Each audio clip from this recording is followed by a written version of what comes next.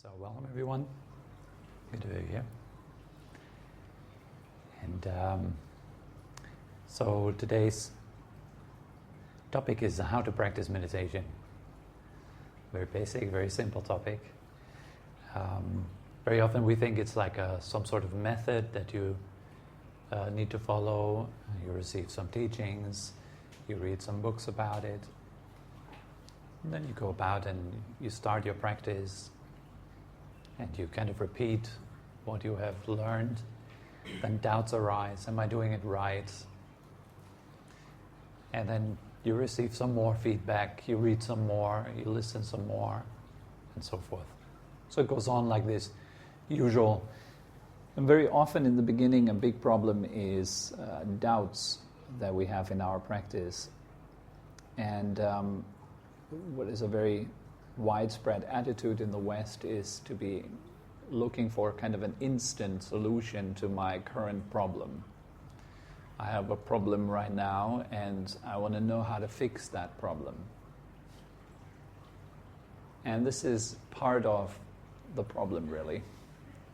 It's part of making the path so much longer and kind of torturous.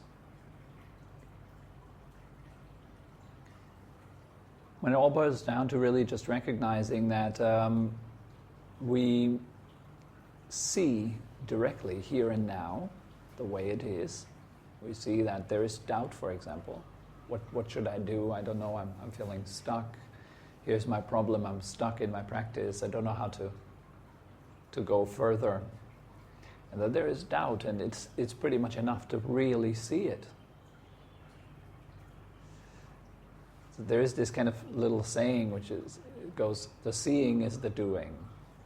So when we practice meditation, again, any kind of spiritual practice, it's about the seeing, it's about awareness, it's quality of a wakefulness that we are working with. This is our primary tool.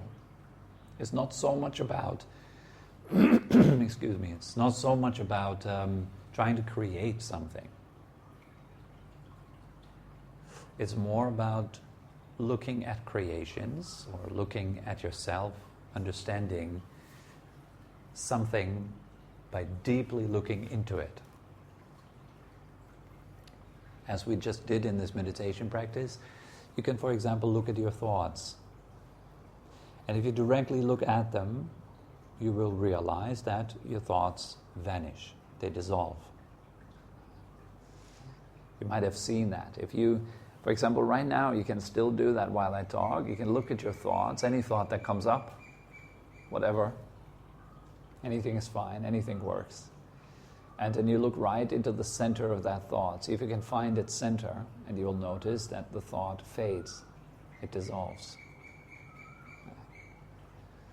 There might be the case that you're still so heavily identified with your thoughts, you still think that you are the thinker, that the thoughts themselves kind of stay alive. They feel very real.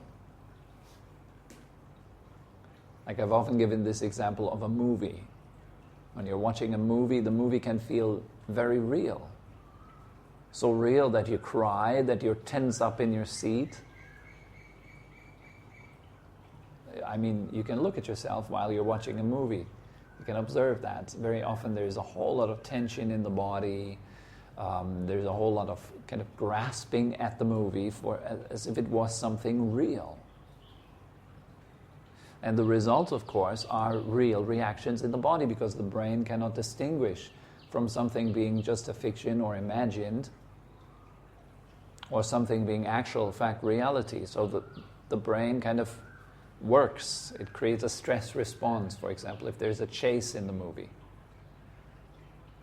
And you're really into it, then the body creates the stress response that arises from watching a chase. It almost feels like you're in the chase. When the car turns left, sometimes you turn left on your seat too. Sometimes I had that before when I was watching martial arts movies and then the hero would kick someone else. There was this kind of high spinning kick that my leg would kick all of a sudden. It like twitches, it kicks with the movie.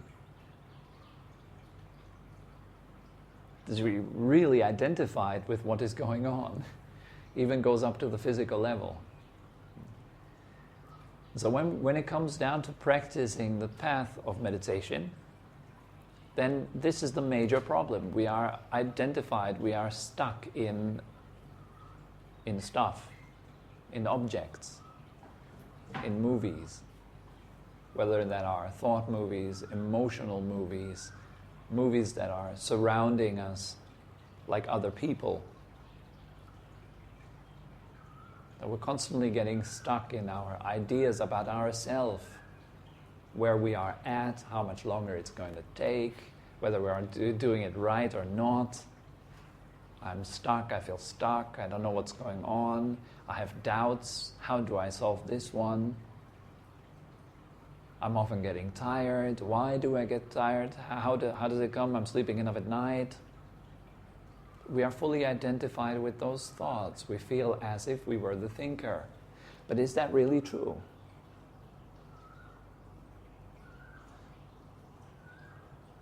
Well, if it was true, how could you see it? If you were the thinker, how could you see thoughts? How could you notice that there are thoughts? You couldn't. It's impossible. Like the eye cannot see itself, or a knife cannot cut itself. You can only cut objects as a knife, right? And you can only see around you. You can only see things around you because you have eyes. But the eye itself, you don't see. Your tongue can taste many things, but it cannot taste itself. And your nose, it can smell many things, but it cannot smell itself.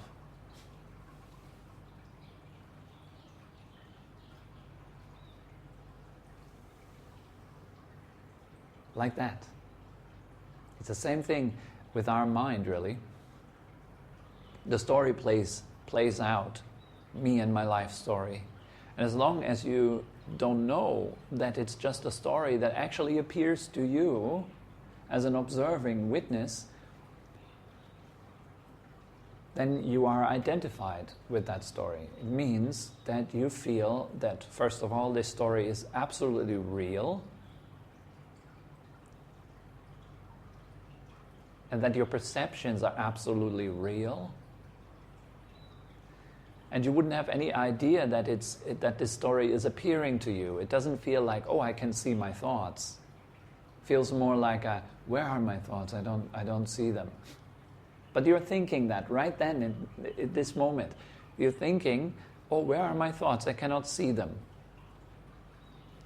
That shows you're still identified with the thinker. You do not hear the voice in your head that says, where are my thoughts? I can't find them. You still don't see that. You still don't really see thinking in that moment. There is a voice in your head which is constantly talking. And it suggests all kinds of things to you. And if you don't watch out, you think it's real. All of it, whatever the voice in your head says, feels it's real because we feel as if we were the voice. The voice in my head is who I am. That's how it feels like. But is that true? No, if that was true, you couldn't notice it. You wouldn't be aware that there is such a thing as a voice in your head. Because it couldn't appear as an object before you. Like your eyes cannot appear as an object before themselves. So your eyes cannot see themselves. They can only see objects.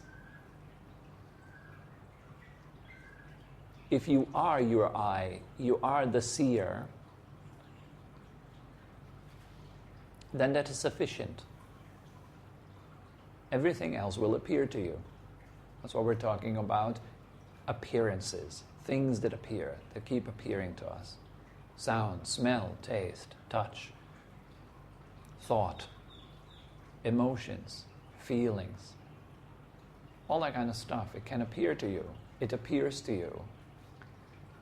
Because we're so lost in our appearances, we don't know that these are all things that are appearing to us. We think that these things that are appearing are really, really important. And I need to somehow arrange these appearances in a very specific way so I can be more me.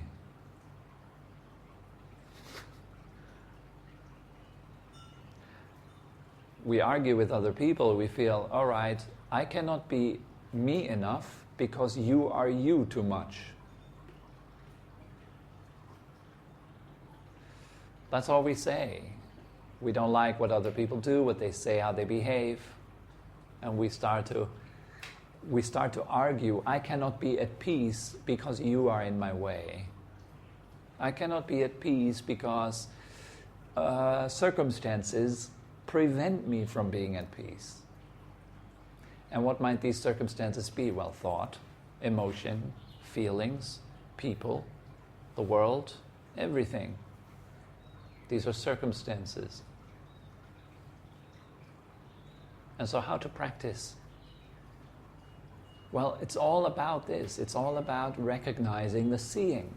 It all boils down to that point.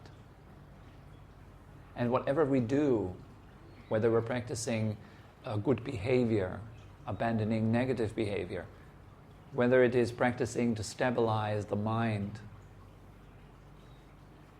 it all aims at that point, the point of recognizing yourself, if you want. Seeing who you really are. You can also say recognizing that the self you thought you were is illusionary. It is not actually real. It is merely a thought construct that lives in your head. And if you're buying into it, you're in for a whole lot of trouble.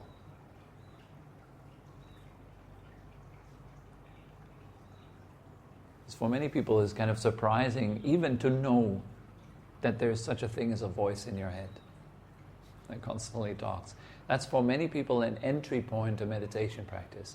The first time they recognize, whoa, there's a voice in my head that constantly talks. That's for many people that starting point. The next kind of surprise is, wow, I'm mostly identified with that voice. I mostly feel like I am that guy that talks. So it means there's not so much awareness yet. And the talker might say things like, hey, are you sure you're doing it right in your meditation? Are you sure you're practicing the right way? These are strange feelings. Maybe you should do this or that instead, or maybe change teacher or practice, visit another retreat, do this or that. But it's not really so necessary, actually. You can actually just observe and clearly recognize, thinking again, there it is. Thinking is like this. Or doubt, there is doubt.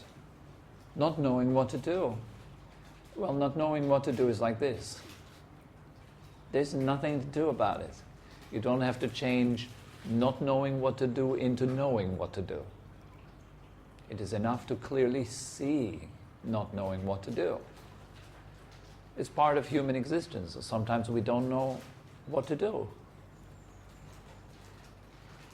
Have you not experienced that before? Not knowing what to do? It's normal. It's part of being a human being. Sometimes we don't know what to do. It's part of practice, not knowing what to do. Am I doing it right? Am I doing it not right? You're doing it right as soon as you recognize that this is thinking again. I don't know what to do. I hope I'm doing it right. There it is, thinking. And it's sometimes enough to just recognize it. I've been thinking away already. And then you come back into life again. You're getting out of your head, you fill with awareness your body. You become aware of the sounds around you.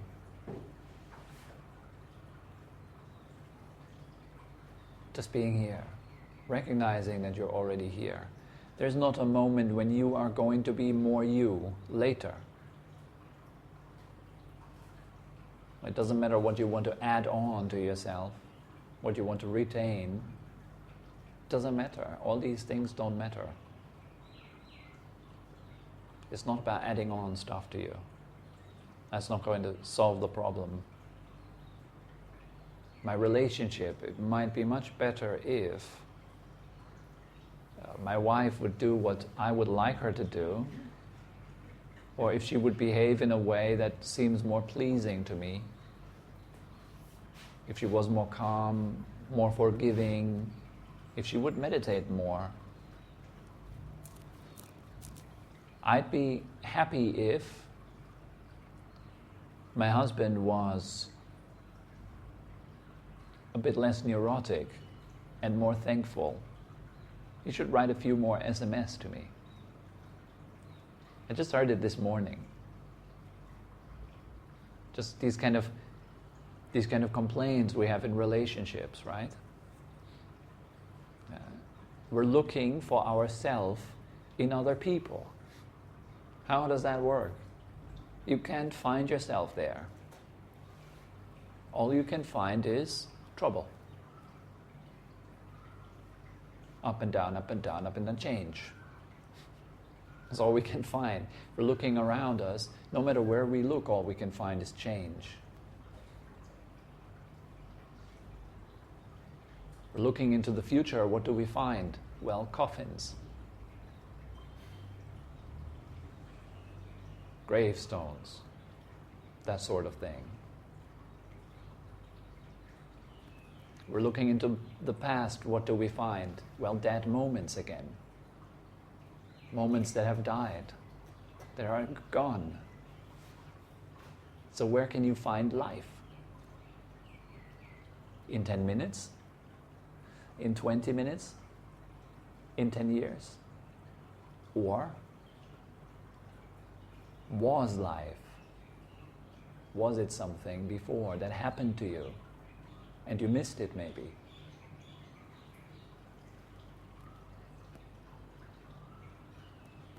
But life is now. And if you get constantly sucked into the flow of thought, you tend to miss it.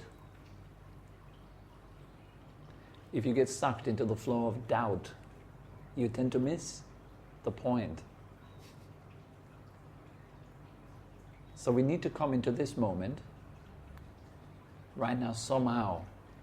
That can be anything that calls you home into this moment. Anything. A sound, a feeling, an emotion. It all can serve as a wake-up call for you to come and find yourself. Stop looking for yourself elsewhere. You will not find it. And that's all that we do our entire life long. We're looking for ourselves, essentially.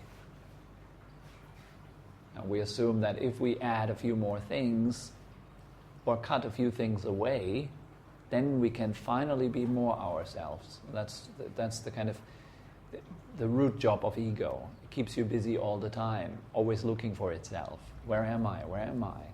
Maybe a few more of that, maybe a few less of this. Then I can be more me.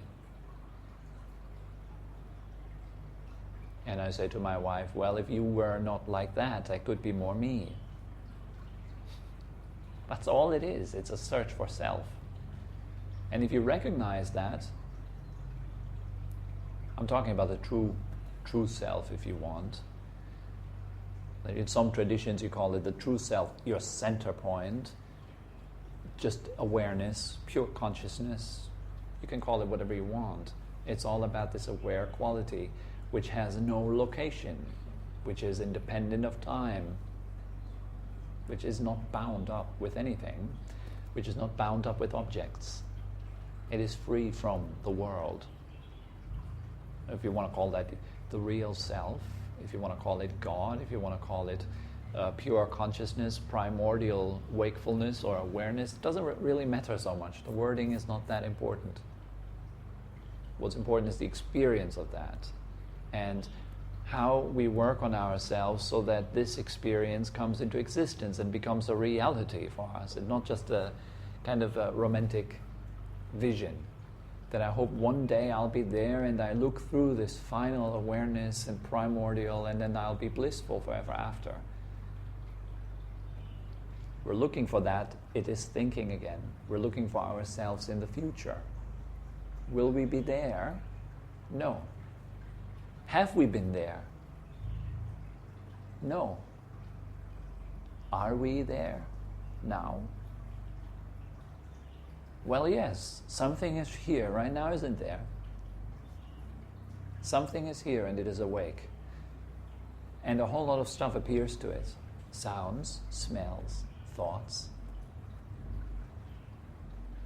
It's almost like a screen, like a three-dimensional or space-like screen on which everything appears. Your body, your life, your story. This room, where does it appear?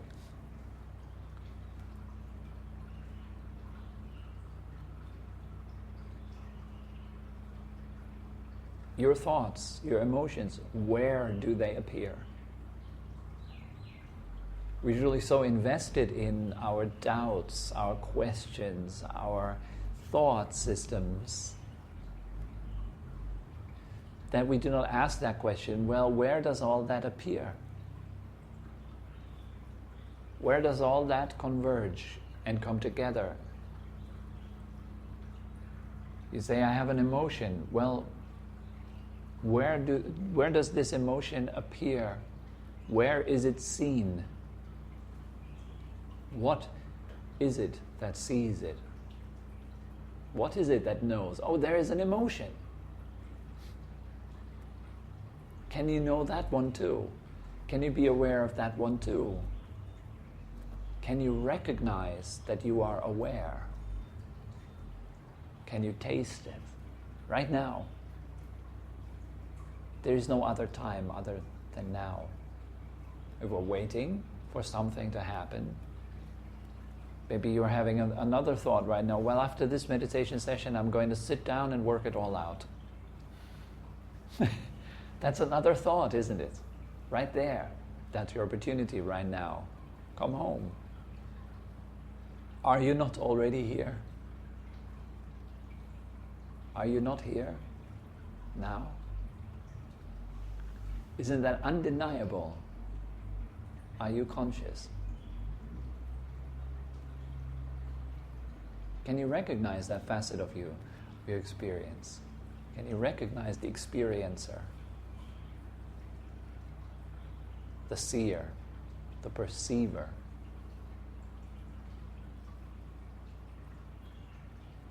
I'm using many words, but I'm pointing to one thing.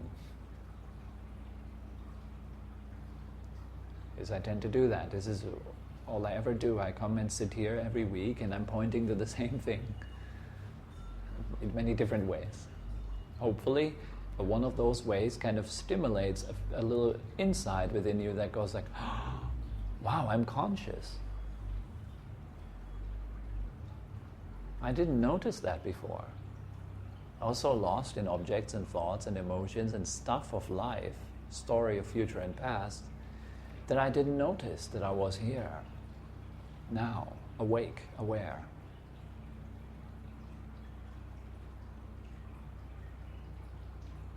So it's just about this, calling you into lucidity, into awareness. You are not the thoughts in your head. You are not the doubt that's there. All that this is just appearances, things appearing.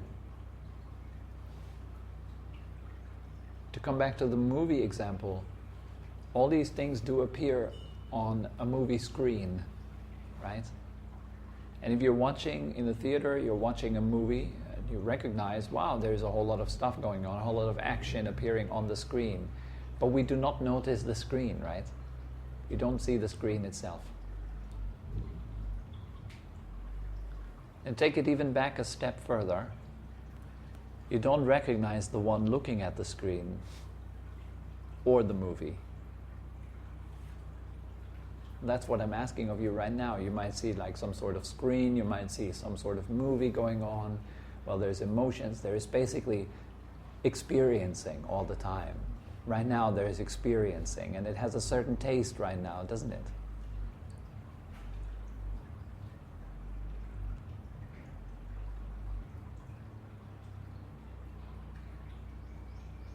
And it will always be like that. There'll always be kind of experiences in life that happen around us, in our families, all the time.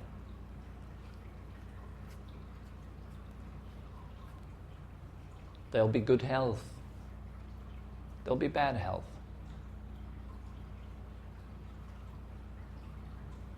There'll be youth and old age. There will be loss and gain. That will all still be there. But if you have found yourself, if you have found your center, you're independent of that. That's all it is. You're independent of up and down, left and right. You in your most essential form, you do not need anything. You're simply open, empty presence.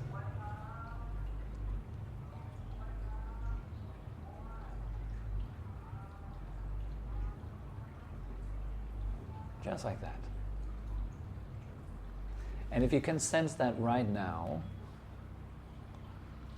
this quality of just open, empty presence, and allow that to pull you in deeper and deeper, spending time with it, allowing that to have an impact on you, allowing this kind of feeling to transform you, that is good practice. It's not really about techniques and really all the specifics and this and that. It's good to be specific, but don't be overly specific. You need to learn to trust in your awareness, much more than in the things that appear to it, much more than in confusion. Put all your faith and your trust in the knowing quality of the mind. At nowhere. That's always in the background. For most people, it's in the background experiencing. It's not really present, it's not really there. We don't recognize it. So make it known. Recognize it. There's always that knowing quality. That is your refuge. This is where you can find a shelter in. Everything can be known.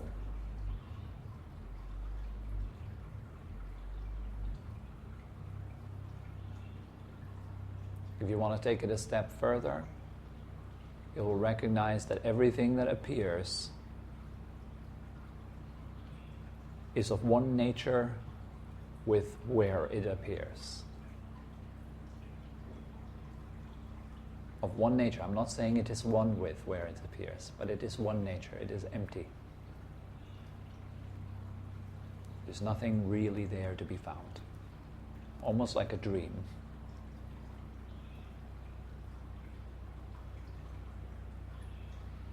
When you realize that, there is no stress.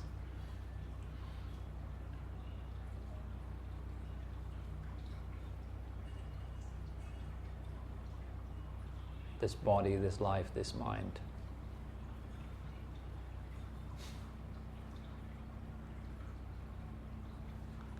Sometimes we're in a dream and we are walking around in the dream and we're interacting with other people, asking them questions.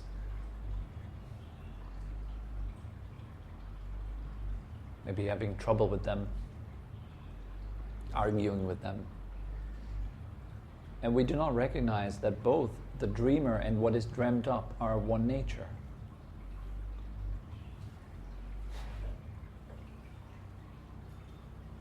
They're both mind. The dreamer is mind, is a mental creation. It appears. What is dreamt up is all mental creation. It appears too. But we don't know it. So it works. Then it is very captivating. As long as you do not know yourself, you're caught up in the world. If you know yourself, you're free.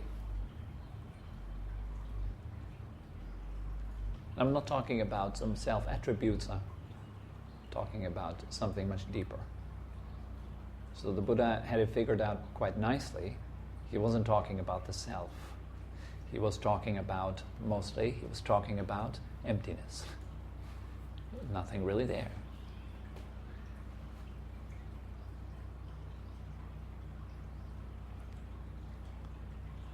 Emptiness is not a thing that you can get or become. It's your fundamental nature. And so if you practice meditation regularly, consistently, if you have clear intent, and you sit down and you really cultivate the path step by step and you do it well, results will follow, just very natural.